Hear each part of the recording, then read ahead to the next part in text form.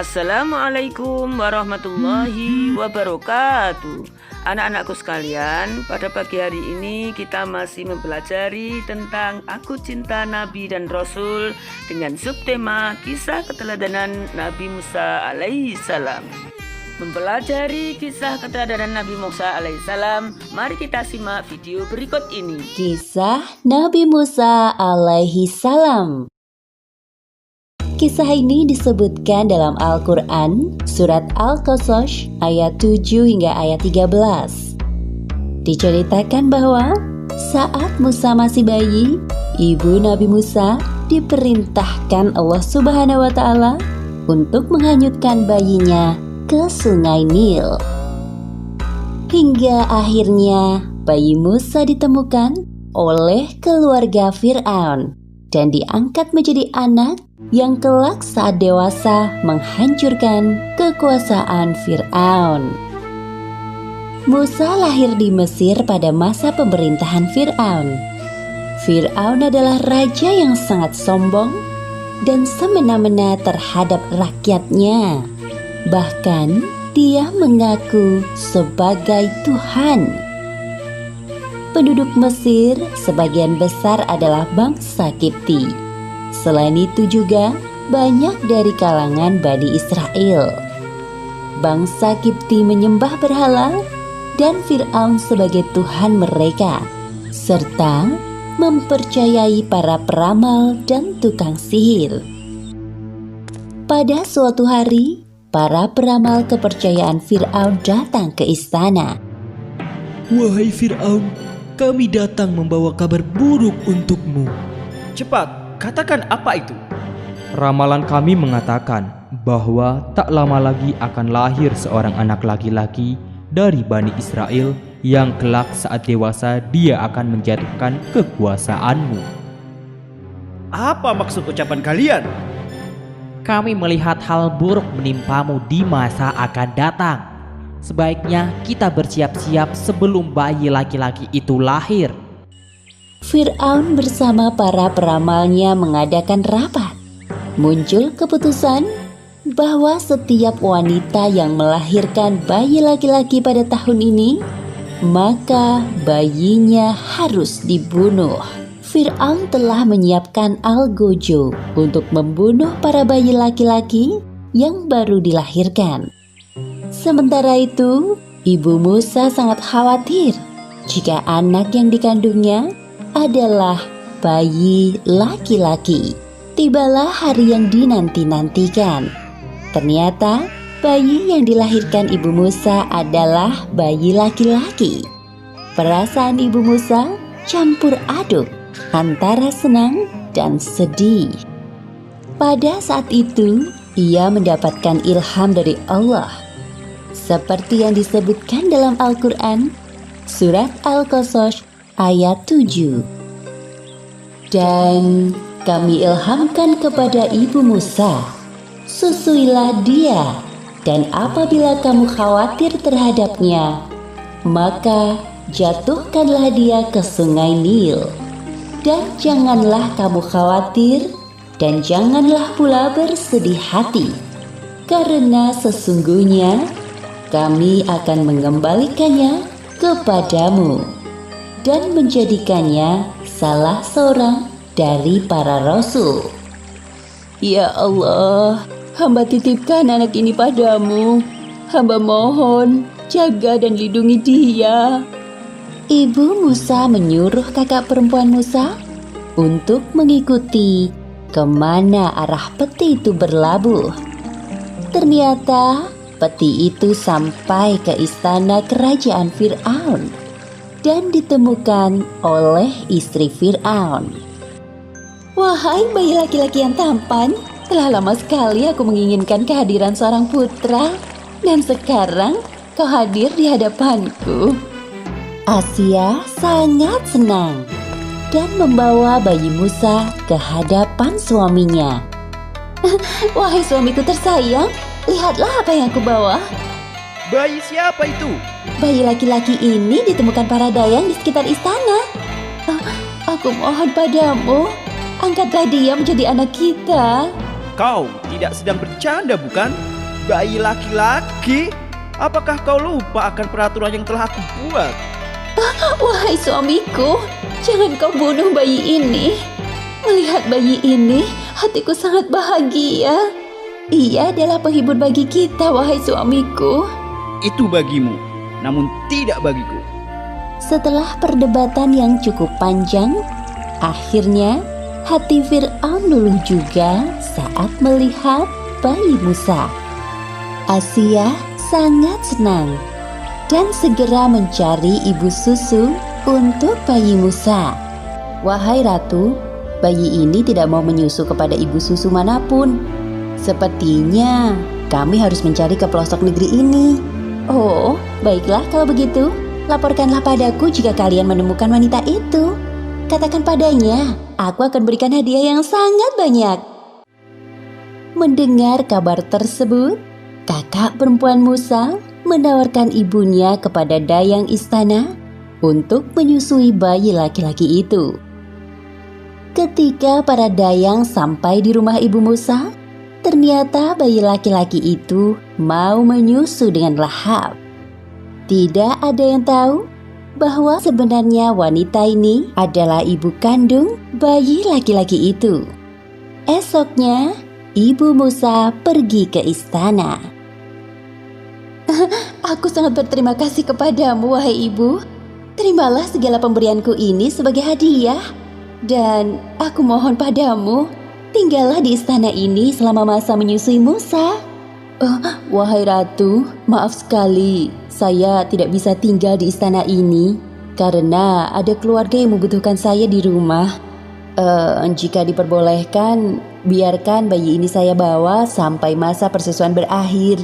Oh, baiklah kalau begitu, tidak ada pilihan lain. Ibu Musa meninggalkan istana bersama bayi Musa dengan perasaan bahagia.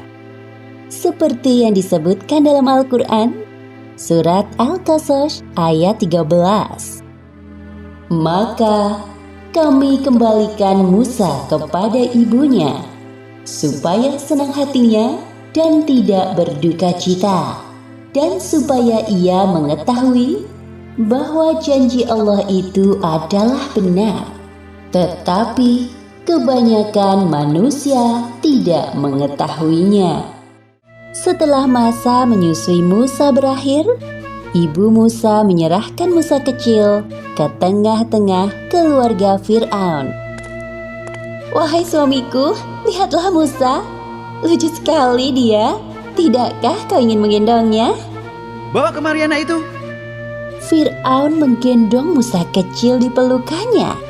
Lalu Musa menarik jenggot Fir'aun sampai tercabut dan berdarah. Seketika itu Fir'aun melepaskan Musa dari pelukannya.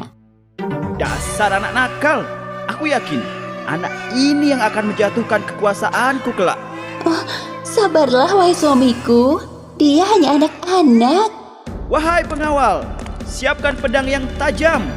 Besok akan aku bunuh anak ini. Asia berpikir bagaimana cara agar suaminya tidak jadi membunuh Musa. Kemudian Asia mendapatkan sebuah ide. Wahai suamiku, sebelum kau bunuh Musa, biarkan aku buktikan kepadamu bahwa Musa hanya anak-anak yang suka bermain. Apa yang ingin kau buktikan? Tingkahnya hanya membuatku kesal dan marah.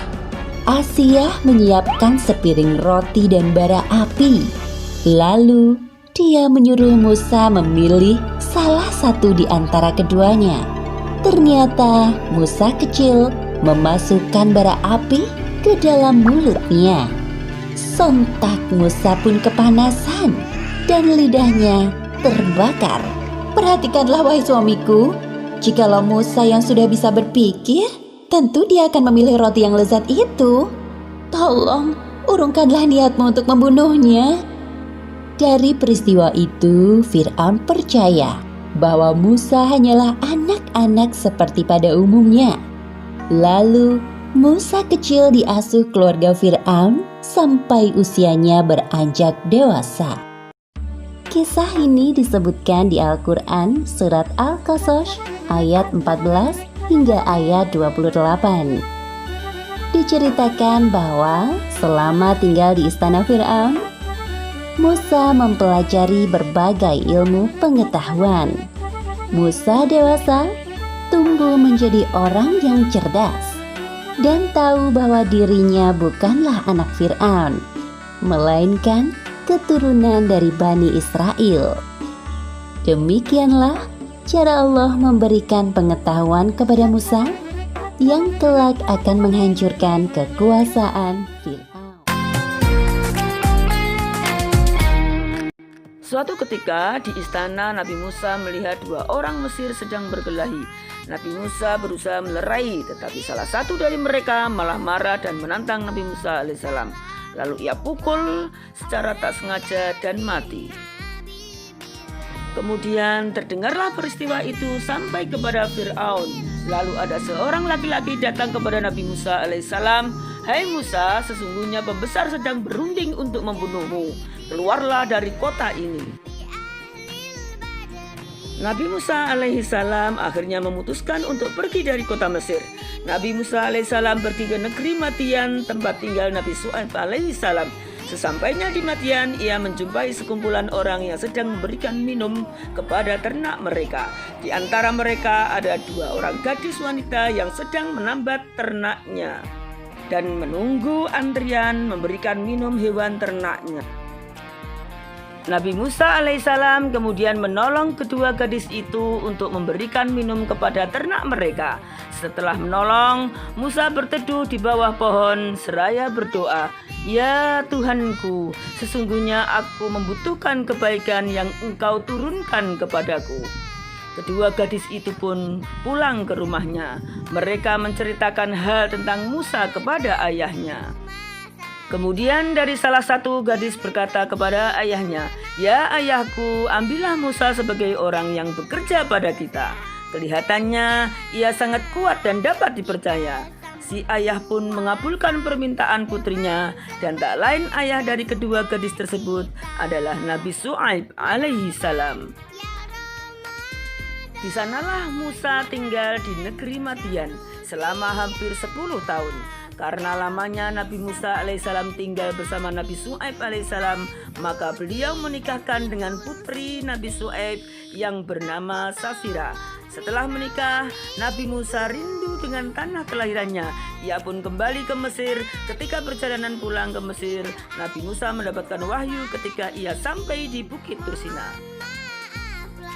Nabi Musa alaihissalam mendapatkan mukjizat dari Allah Subhanahu wa taala berupa sebuah tongkat yang digunakan untuk berdakwah. Dakwah Nabi Musa alaihissalam mengajak Fir'aun dan kaumnya untuk menyembah Allah Subhanahu wa taala. Mendengarkan hal tersebut, Raja Fir'aun marah besar. Fir'aun pun mengajak Nabi Musa alaihissalam untuk beradu kemampuan. Raja Fir'aun mendatangkan berbagai tukang sihir yang handal. Tukang sihir tersebut melemparkan tali ke arah Nabi Musa dan berubah menjadi ular-ular kecil. Di saat demikian, Allah Subhanahu wa taala berfirman dalam Quran surat Toha ayat 69, "Dan lemparkanlah apa yang ada di tangan kananmu, niscaya ia akan menelan apa yang mereka perbuat." Sesungguhnya apa yang mereka perbuat itu adalah tipu daya tukang sihir belaka, dan tidak akan menang tukang sihir itu dari mana saja ia datang.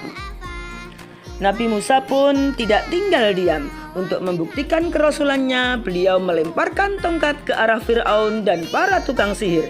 Tongkat itu berubah menjadi ular besar yang kemudian memakan ular-ular kecil buatan tukang sihir.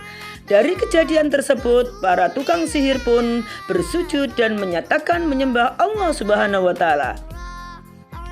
Melihat hal tersebut, Fir'aun marah dan menolak, sehingga ia memerintahkan bala tentaranya untuk membunuh Nabi Musa, istri Fir'aun yang beriman, dan para pengikutnya.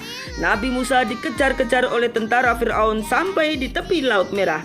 Karena rahmat Allah, tongkat Nabi Musa digunakan untuk membelah Laut Merah, sehingga Nabi Musa dan pengikutnya selamat dari kejaran bala tentara Fir'aun. Raja Fir'aun dan para pengikutnya mati karena tenggelam di Laut Merah. Dari kisah tersebut dapat kita ambil keteladanan Nabi Musa alaihissalam adalah orang yang gemar menolong. Nabi Musa alaihissalam adalah pemuda pemberani dan cerdas menghadapi lawan. Nabi Musa alaihissalam adalah seorang yang tegas menegakkan kebenaran. Setelah kita mempelajari kisah keteladanan Nabi Musa alaihissalam, tugas hari ini adalah yang pertama, mengapa Nabi Musa dihanyutkan ke sungai Nil oleh ibunya? Yang kedua, sebutkan 2 mukjizat Nabi Musa alaihissalam. Yang ketiga, bagaimanakah meninggalnya Raja Fir'aun? Dan yang keempat adalah sebutkan 2 sikap yang dapat dicontoh dari kisah Nabi Musa alaihissalam.